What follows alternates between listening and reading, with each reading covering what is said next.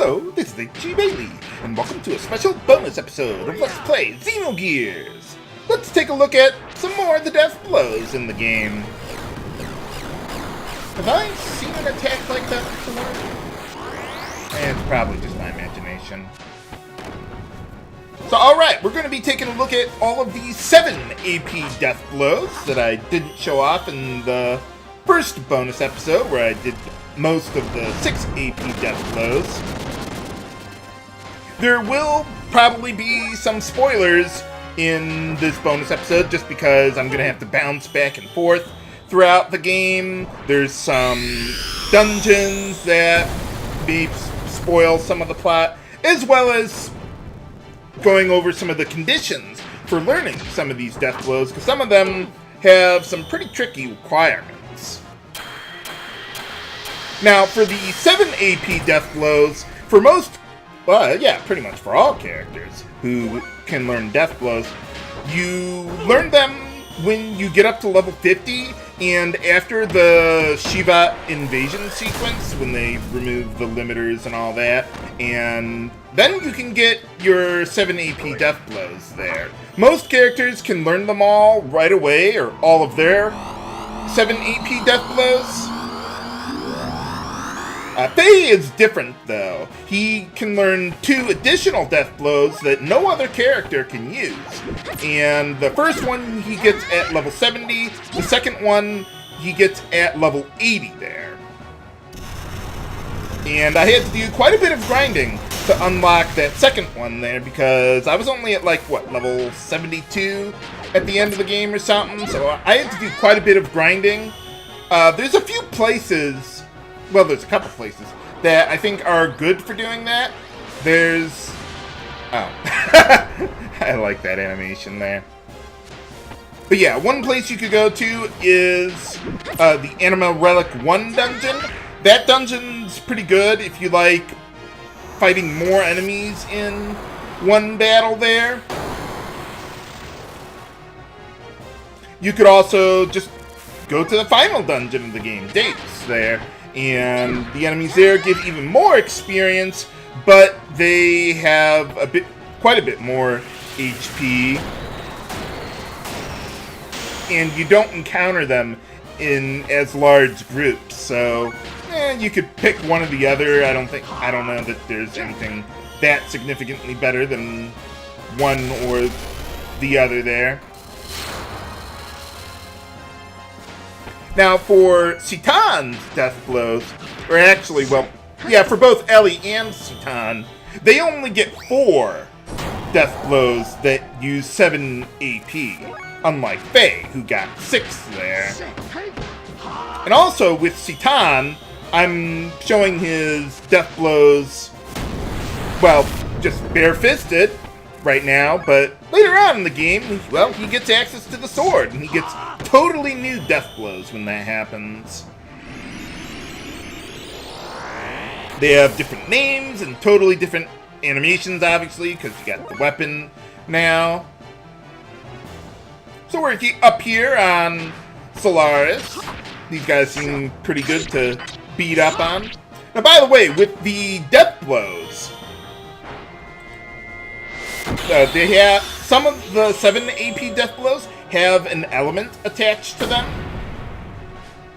Let's see, like the first one, for all characters who do get at least 4 Deathblows at 7 AP, the first one is wind, the second one is earth, third one's fire, and the fourth one's water elemental there. And supposedly, I've heard Faye's final 2 Deathblows are light and dark elemental, respectively, but I don't think those elements ever come into place. Then again, most elements don't come into play. I mean, it's like, what, less than 10% of the enemies in the game actually have an elemental weakness? So, yeah, it's kind of an afterthought for the most part.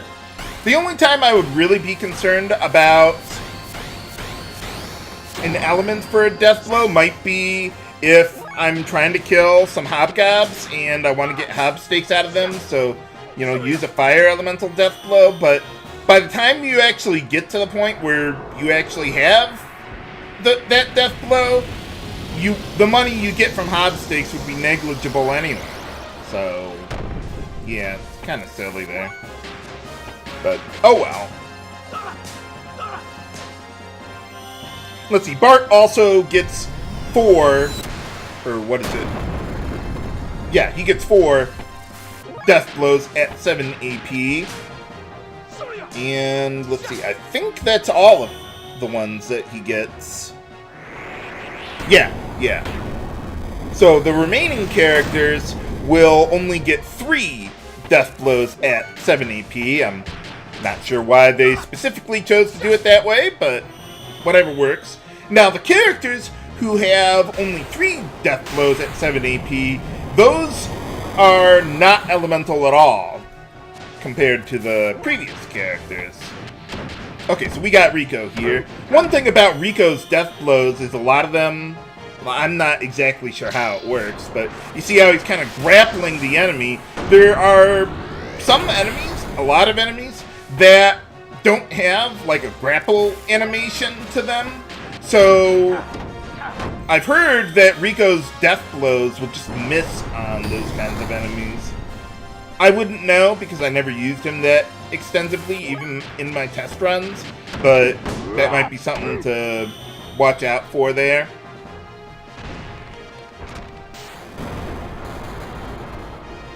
Now, even though that might look like it's Earth Elemental, it's not. No.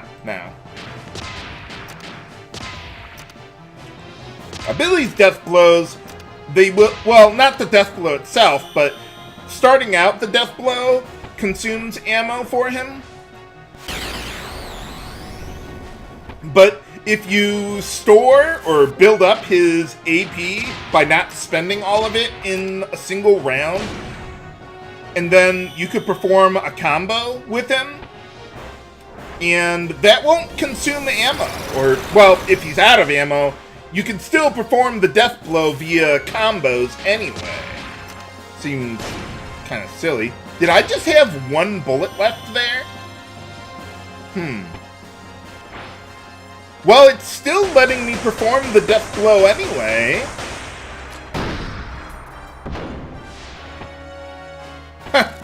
I don't think I've ever seen a death blow miss before. I'm guessing that's because Billy ran out of ammo or something. Yeah, I don't know. Now, even though this does look like it would be wind elemental from what my source says, it's not. And yeah, she's got nanomachines, so she can do whatever she wants to perform her death blows there. Yeah, I'm not really sure how that works besides nanomachines. I guess it's creative, though. Now, by the way, I'm not going to show every single variation of every death blow here. Like, we've got young Emeralda here, but, like, adult Emeralda. No, I'm not going to show all the death blows again for that. They're basically the same. But there are some variations that I will want to show. Now, these death blows that I'm going to show here are they can only be accessed if you have the Deathblower accessories. So, the TX Deathblow requires the Deathblower 1, the SX Deathblow requires Deathblower 2, and the XX Deathblow requires Deathblower 3 there. And you have to have them equipped on your gears in addition to building up your attack levels to perform them. Now, one of the death blows that I'm going to be showing here is very time-consuming in order to unlock. And that's coming up here with Heimdall. The problem is that... what was it? Yeah, the Deathblower 3 accessory, normally you would only acquire one once you've already been to Solaris. But the problem is, by the time you get to that point, you don't have access to Heimdall to perform this death blow. And by the time you get access to your gears again on Disc 2, you don't have Heimdall anymore. You have Fenrir.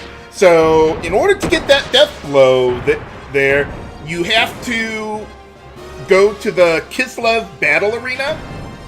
And it took me about 2.5 hours to farm the battle points there to get a Deathblower 3 accessory on Disc 1 that I could actually use. So I'm surprised they went to the effort to program in that Deathblow there.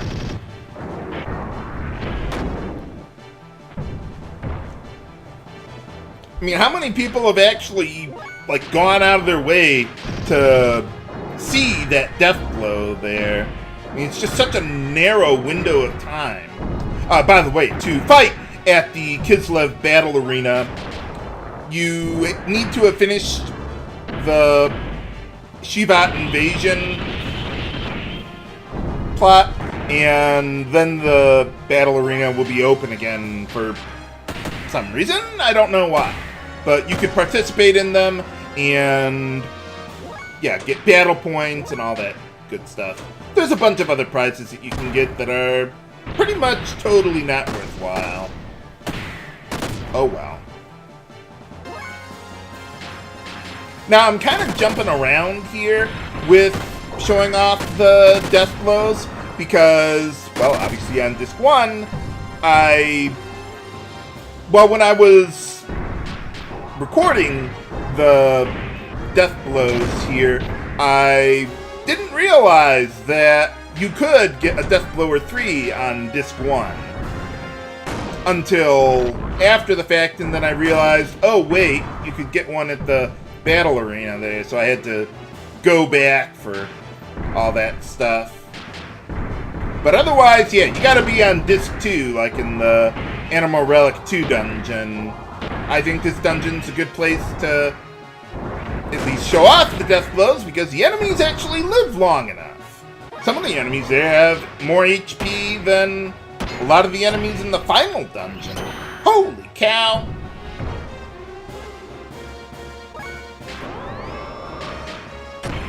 Oh, and by the way... Oh wait, no, we haven't gotten there yet. I was thinking about something with Deathblows, but no, that's not until Hyper Mode, which I also want to show off eventually.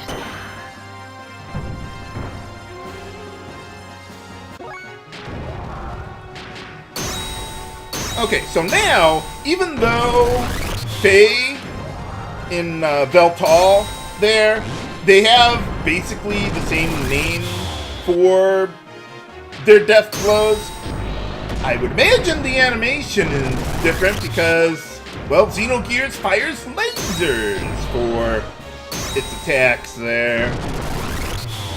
Not that it really is relevant by that point in the game, but it's there. Usually most enemies would live long enough, especially if you got the GNRS 50s like I did, but I removed them for the purpose of actually demonstrating the Deathblows there.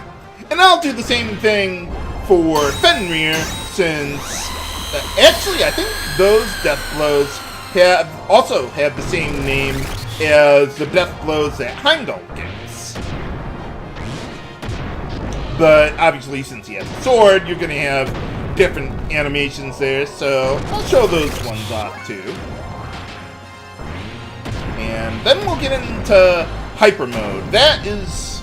I don't know if those are actually Deathblows, technically, but I would like to show them off because, well, I didn't really have much opportunity to do that actually during the LP there.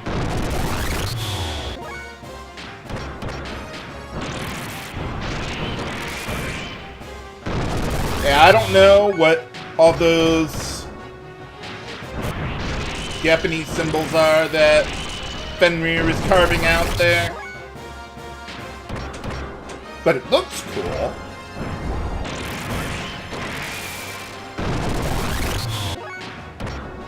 Man, even without GNRS 50s, we can nearly hit the cap on damage. Yeah, Power Seraphs are also pretty good to use or demonstrate Deathblows just because they have a lot of HP. But they can also deal a lot of damage. A lot of the enemies here can.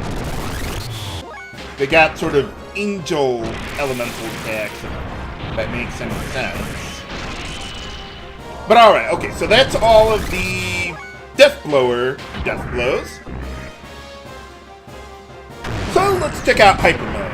For Velpal, it's pretty easy to demonstrate because, you've got id mode that automatically sends you into Hyper Mode. Yeah, Faye is probably the only character who you can remotely, reliably get his Hyper Mode to activate. Basically, what Hyper Mode is it's kind of like an attack level 4 on your gears, even though it has an infinity symbol there. Yeah, you might remember this attack from after the Calamity boss fight. But alright, there you go. Okay, so Hyper Mode. The way it works is you have to, in order to activate Hyper Mode, you have to build up your attack level to 3, and then you have to perform an action that does not consume your attack levels, like a death blow or something like that. And then you have a chance to enter Hyper Mode. It's kind of like Final Fantasy VIII, where every time you get your turn, you have a chance to get your limit break, but it's not guaranteed. Pretty much a similar thing here. There's a whole bunch of factors that determine whether you will get in Hyper Mode or not.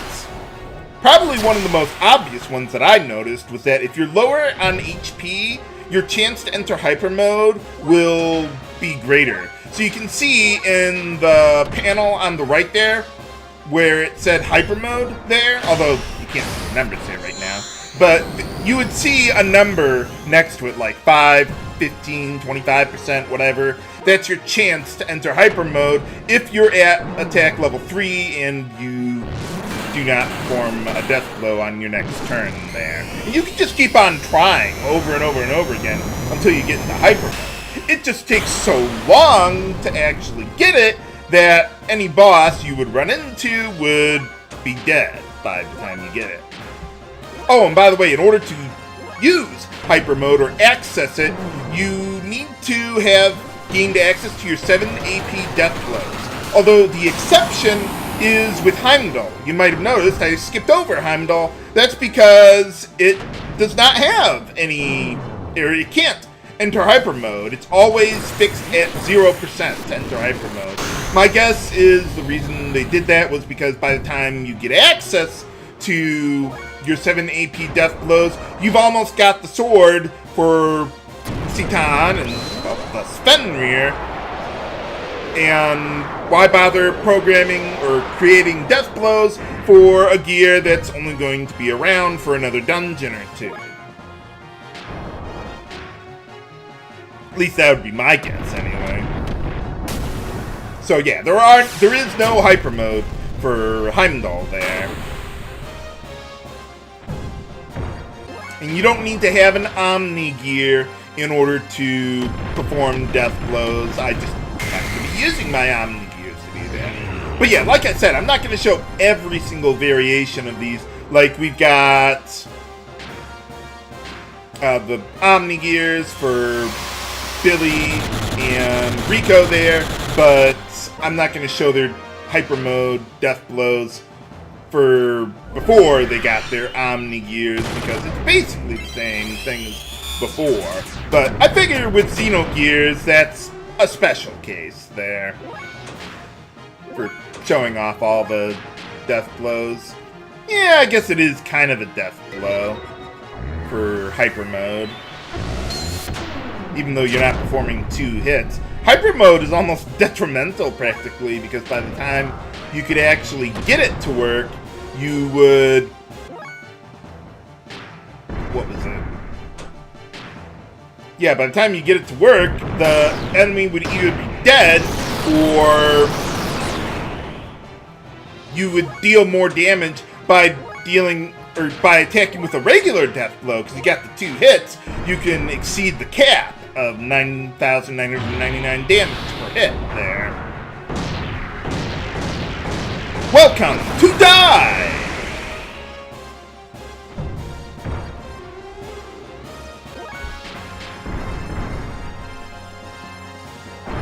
And I was gonna say, what is this? Another gravity or magnet death blow?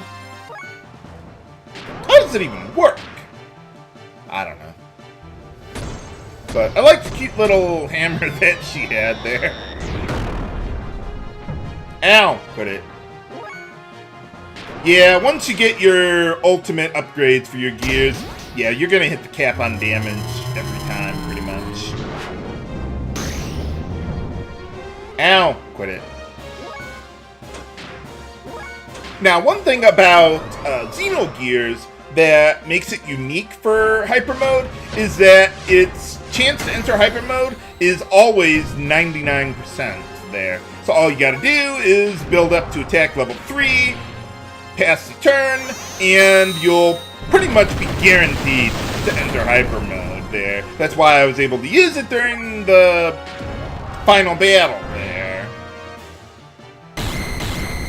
By the way, in order to learn or access your last 2 death blows, the square and X death blows, for Hyper Mode, you have to be at level 60 and 70, respectively. So I actually had to do quite a bit of grinding with Veltal and Veers for a couple hours in the Anima Relic 2 dungeon.